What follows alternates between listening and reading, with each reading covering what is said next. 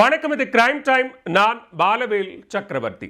ஜனநாயகன் படப்பிடிப்பை முடித்துவிட்டு மதுரை விமான நிலையத்திற்கு நடிகர் விஜய் வந்தபோது அவருக்கு சால்வை அணிவிக்க முயன்ற விஜய் மக்கள் இயக்க முன்னாள் மாவட்ட தலைவர் மீது சிஆர்பிஎஃப் வீரர் ஒருவர் தனது கைத்துப்பாக்கியை தலையில் வைத்த காட்சிகள் பரபரப்பை ஏற்படுத்தியுள்ளது. விமான நிலையத்தில் நடந்தது என்ன?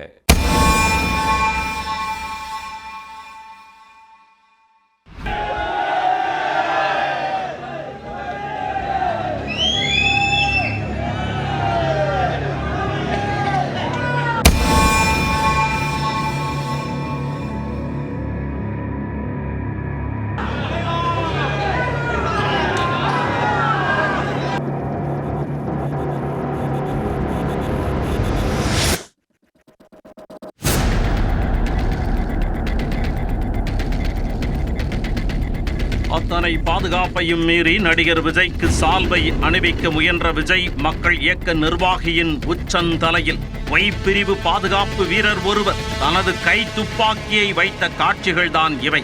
விமான நிலைய தள்ளுமுள்ளு சம்பவங்களுக்கு இடையே சத்தமில்லாமல் அரங்கேறிய பகீர் சம்பவத்தின் பின்னணி என்ன?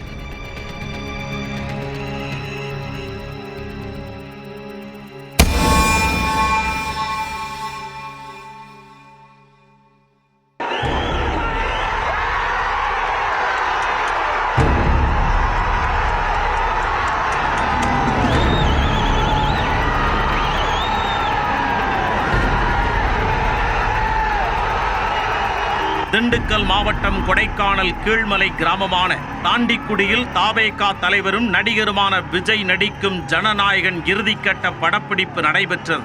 இதற்காக கடந்த மே 1ஆம் தேதி சென்னையில் இருந்து தனி விமானம் மூலம் மதுரை விமான நிலையத்திற்கு விஜய் வந்திருந்தார். தொடர்ந்து மதுரையில் இருந்து சாலை மார்க்கமாக விஜய் கொடைக்கானல் சென்றபோது அவருக்கு ரசிகர்கள் ஆரவார வரவேற்பு அளித்தனர்.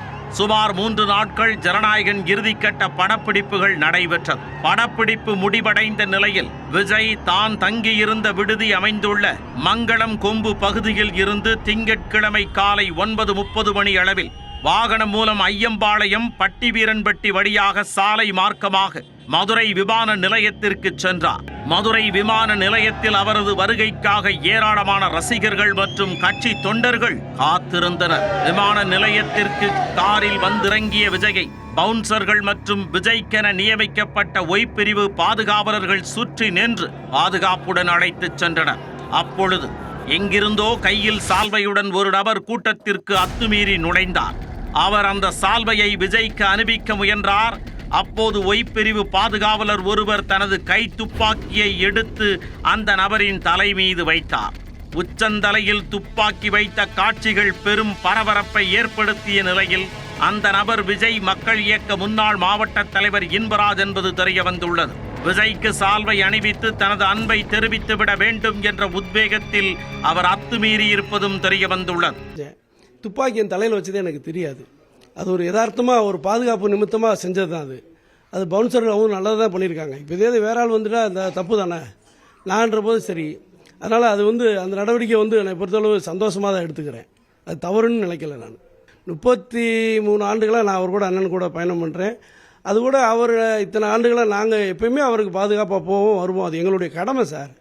இது இன்னைக்கு சொல்லி ஒருத்தவங்க சொல்லி வராரு பாதுகாருன்றலாம் முடியாது. அவர் வந்துட்டு அவர் போய் நாங்கள் எங்களை அறியாமே போய் நின்றுவோம், அவர் பாதுகாத்துருவோம். இந்த பார்த்தீங்களா கன்று வச்சுருக்காங்க, அதுவே தெரியாமல் போய் நின்றுருக்கேன். இப்படி ஒரு கேணத்தனமாக நாள் பார்த்துருக்கீங்களா எங்கேயாவது? இதனிடையே பத்திரிகையாளர்களுக்கு விமான நிலையத்தில் தனியாக நிற்பதற்கு இடம் ஒதுக்கப்பட்டு தடுப்புகள் அமைக்கப்பட்டிருந்தன. அப்போது விமான நிலைய நுழைவு வாயிலில் நின்றிருந்த ஒளிப்பதிவாளர்கள் சிலர் விஜய் வந்தவுடன் அவருடனேயே விமான நிலையத்திற்குள் செல்ல முயன்றனர். அப்பொழுது அவர்களை தடுத்து நிறுத்திய விஜயின் பவுன்சர்களுக்கும் செய்தி ஒளிப்பதிவாளர்களுக்கும் இடையே கடும் தள்ளுமுள்ளு ஏற்பட்டது. இதனால் அப்பகுதியில் சிறிது நேரம் பரபரப்பு ஏற்பட்டது.